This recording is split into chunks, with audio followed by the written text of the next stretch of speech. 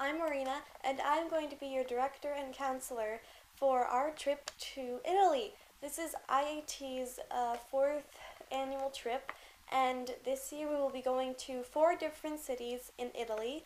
We will be going to Rome, Florence, Venice, and Verona. I have this great itinerary for you 24 thespians that will be joining us this trip. First of all, we are going to be flying to Rome, and in Rome, we will be rehearsing both of our plays. We will be performing two plays. Half of the troupe is going to be the cast, the other half will be the crew for one show, and then vice versa for the other show.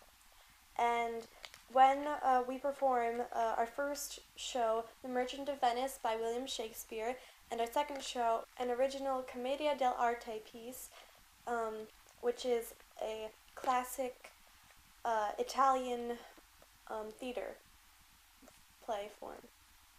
And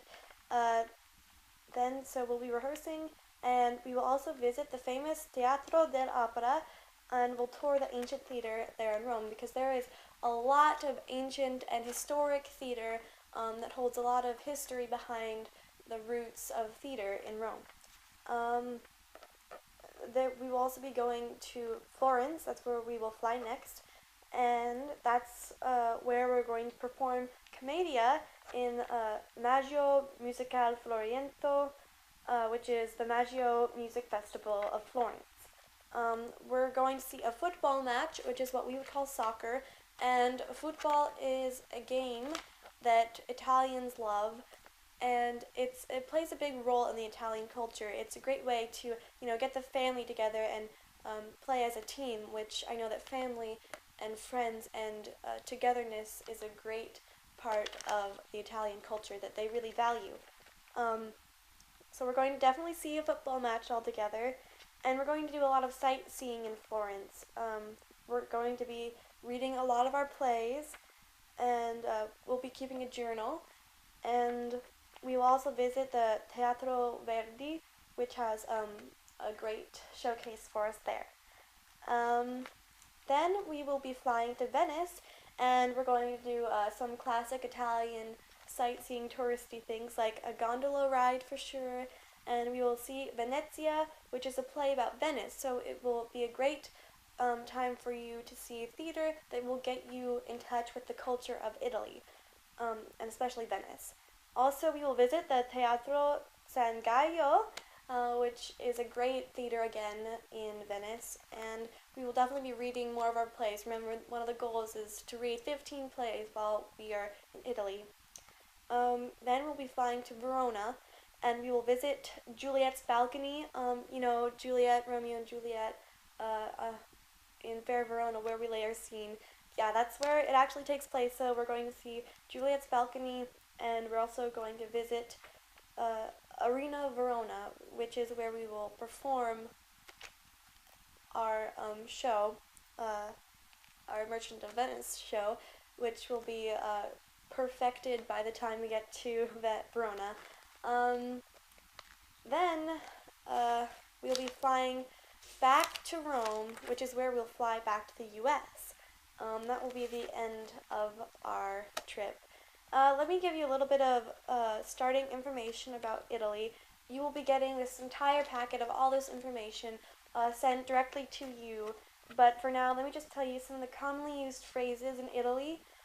We have grazie, which means thank you in Italian.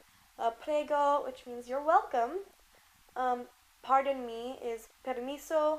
And where is the bathroom, which is an important phrase to know, is dov'è il bagno. So just remember to learn these things, and also feel free to learn more about whatever you think you might need to know in Italy. For tipping, which I know we're going to be getting a lot of food in Italy, that's one of the best things, Italian food. For tips, the thing in Italian culture is that you usually tip about 1 to 2 euros. It's not usually a huge tip. But the important thing is that you don't just leave it on the table, you actually deliver the tip to their hands. That's the courteous thing to do.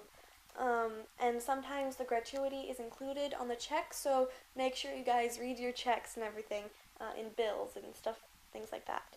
Uh, Another thing, eye contact in Italy is very important. It's very appropriate, and in fact is considered inappropriate not to make eye contact. So when we are introducing ourselves to new Italians and making conversations with them, make sure to give a little bit more eye contact. And as theater people, you guys know a whole bunch about eye contact, and you know how important it is. So keep it up. Um, Also, for greetings, make sure that you give them a firm handshake. They will give you a firm handshake. And they prefer for you to be introduced by a third party, so don't introduce yourself.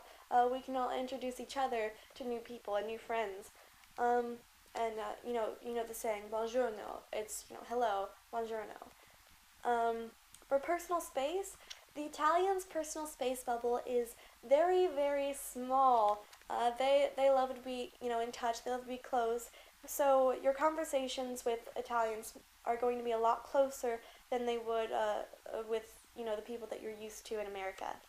So let me tell you a few things about if you're ever separated and need directions to the hotel. These are the three things that you can do. You can ask a nearby shop for directions in English. You can look at provided dictionary, because we have a dictionary for you that we will give to you, Italian-English dictionary. And also, you can always look up, if you have a smartphone, which I know a lot of you kids do, use your smartphone or any online source that you could find to look at Google Translate, translate the directions. Or you can even ask the cab driver, just give him the address in Italian and he'll take you directly to the hotel. And this is in case, you ever get separated from the group and you need directions to find the hotel and you're not sure how to speak when you get the directions in Italian.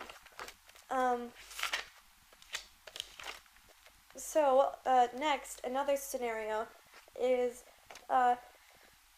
if an Italian needs to know who we are, if you're ever asked by an Italian, who are you, or you need to give them some identification, you can always ask me or another leader for help to come and explain, or you can show your provided ID card, which has the shows that we're doing and the troupe that we're with and everything, or you can show them the program of the shows, whichever one we're doing.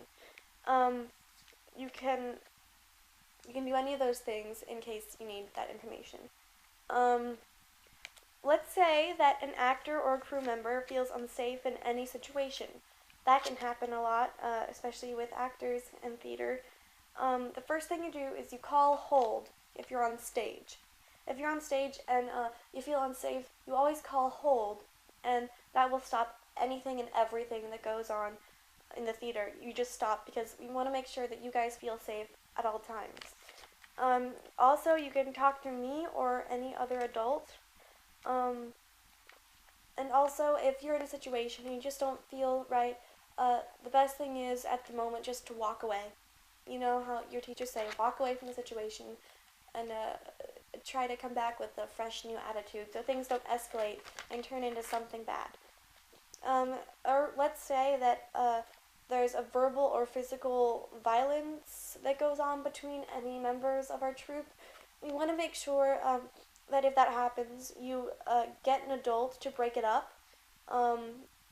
If they don't seem to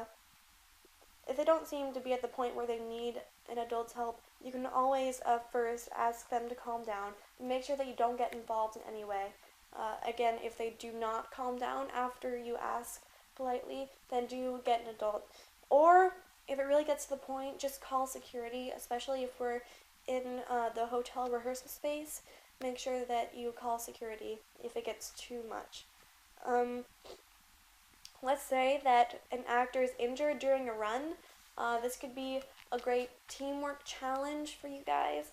If an actor or crew member is injured, first what you need to do is you can call hold, and that will stop the show. Also, you could get an understudy, because we will have understudies for each and every cast member, just in case, or you get a stand-in. especially if we're doing lighting or any technical aspect, and we need an actor to see how the lighting will hit them. You can always use a stand-in for the moment, just to see how the light will be. That's a great theater technique. Um, Also, another scenario for teamwork is that if a troupe or cast and crew member, if they don't listen to each other, um, which happens a lot in theater, if you have a cast and they don't listen to each other, a lot of people have ideas. Well, you know, most of the time they're not the directors, so uh, basically just leave it to the director. If you and your crew members or cast members are fighting and won't listen to each other for ideas, leave it to the director for the ideas. He or she is usually the one that knows how to direct well. Um, but I know that you guys like to play, and you like to see how different things could be, and I'm sure that you guys have great ideas. So try taking turns suggesting ideas and sharing ideas. Just take the concept of taking turns, and you might get somewhere. Also, you can always write your ideas out and hand them to me or your director. It's mostly going to be me as the director, but if you have a different director, make sure that you write down your suggestions and ideas, and you should be able to get them to look at your suggestion. Um, so basically, you guys, that is the trip in a nutshell. I hope that you guys are really preparing for this. This is going to be such a great opportunity. And again, you will get a whole bunch of stuff in a packet that will be sent to your home. And if you want any more information about Italy, it's a great country to learn about. Try looking at www.italia.it, and you get a whole bunch of more information. I hope you enjoyed this little orientation. If you have any questions, concerns, or complaints, just come to me, to my email, or call me. Thank you so much, guys. I can't wait to see you, and I can't wait for your world to become your stage.